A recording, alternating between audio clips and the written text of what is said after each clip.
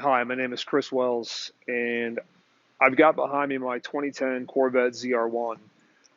I wanted to intro a new project to everyone tonight, but before I do, I want to speak a little bit about this car in general. So, we built this car to essentially be the fastest half mile ZR1, C6 at least, that exists. And it didn't start that way, as many of you out there, I'm sure, can relate to. It starts with getting the car with some bolt-ons, maybe adding some bolt-ons of your own, deciding to upgrade something more serious, maybe heads cam, maybe fuel system.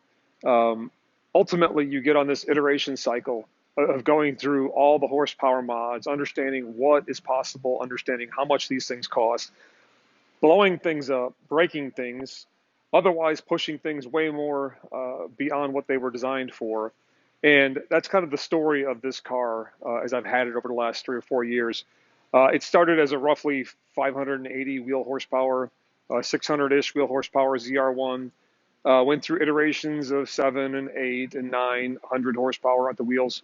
And in its current incarnation, it's a built 427 with a 2.6 blower, with a 4 triple pump fuel system, ID 1300s, heads, cam, everything else you can almost throw at the thing to make it a mile winning car, along with a 200 shot of nitrous. And so where the car sits right now is it's roughly 1100 horsepower at the wheels. It's roughly 1100 foot-pounds of torque, and that's before you spray any shot of nitrous on top of that. So this car has done a couple of things mile-wise. One, it set the mile record at 223 in July in Arkansas. Crazy Arkansas heat, not a great environment. We went back in October, much better air, and reset the record at 230 miles an hour with this car on a 200 shot of nitrous. Additionally, in that same outing, we ran a 194.5, I believe, half mile. And so we're catching up to this record, and we're going to pass this record sometime soon here. But it got me thinking, where does this end? Where does this car go? How many more motors do we put in before we're at a level that that's the absolute pinnacle of Corvette ZR1? And so the idea came about to maybe leave this car where it's at. Call 1100 wheel enough. Call not having a full cage enough. Call complete interior enough, and think about minor modifications, maybe to push this car over the 200 mile an hour half mile barrier. And then think about the next iteration of Corvettes, where Corvettes go from here. And the problem, and I'm sure a lot of you guys ran into, is you start getting on this iteration treadmill where you're going from one goal to the next, and the goals are always incremental. They're rarely quantum leaps. So you don't go from 500 to 1,000 in one go. Typically, you go 5 to 750 to 950 to maybe 1,000 plus. And so the question is, what's the future of a C6 Corvette as it pertains to a monster street car build? This is not the only 1,100 horsepower C6 ZR1. There are others that are, I'm sure, dynoing at 1,200. And many in the 4-digit horsepower range. With that said, I want to introduce to you guys a new project that I'm super jazzed about that I think is going to answer, hopefully, the question of where does a Corvette Street Monster go for this next iteration. And ideally, this covers the next couple of years, and then we can go to the next level after that. But I'm really excited about the C6 platform. It's an old platform, but it's one they're good cars. They're good looking cars. They're good handling cars. They're not the most technical. They're not the most advanced by any stretch anymore when you compare them to things that are out, in 2020.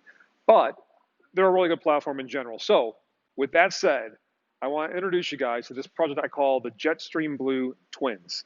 And what does that mean? Well, to my right here is a 2009 Corvette ZR1.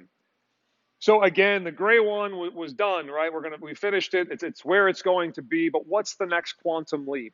And so, I got to thinking. I got to watching way too much YouTube, and I got to making a list of what I thought a monster street car build could and should be. And again, this is a street car to me, so it's something that you can drive daily.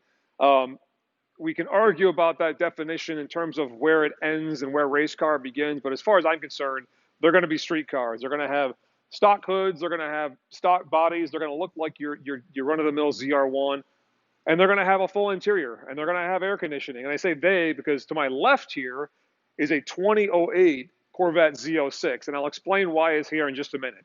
So C6 Corvette, monster street car, Corvette ZR1. What does that mean, right? And so to me, it means as close to 2,000 horsepower as you can possibly get, while keeping everything else I already mentioned. And so before I go more into that horsepower number, I've been picking CT Performance's brain now for months about this exact project, and we've gone back and forth about where this should go, and I've got a list of what Mr. CT Performance calls my conditions. And the list is ever growing, but in my opinion, they're very important things to make this a build that's interesting, that's streetable, that's fun, and that actually performs. And so back to the horsepower number, right? I had a list, my conditions, and I'll tell you 3 or 4 of them tonight, and then I can elaborate more on my ever-growing conditions later on. So I had 3 primary conditions. For the ZR1, it was a horsepower number as close to 2,000 wheel as we could get. Now, as many of you know, for a street car that's running a hydraulic camshaft, that's running an off-the-shelf blower with a stock hood, it limits our options on what we can do to get to 2,000 horsepower. But there are some options coming onto the market, and CT Performance has got some tricks up their sleeve to get this in the higher teens, let's call it that. Nitrous is on the table, so that gives us a boost, and we're doing some things motor-wise and blower-wise that are unique to this build. And so we are going to throw everything we can at this car to make it the ultimate streetable Corvette ZR1. That's also going to do half-mile and possibly mile races as well. The one thing we have to do for the sake of doing those mile and half-mile races is actually put a cage in the car. So does that make it a race car? In my opinion, it's closer, but I don't think it's 100% a race car then. If you still got air conditioning and stereo and all the other amenities, I can deal with the bars around my head. And honestly, it's probably a good idea anyways. So why is this Z06 here? What's its purpose?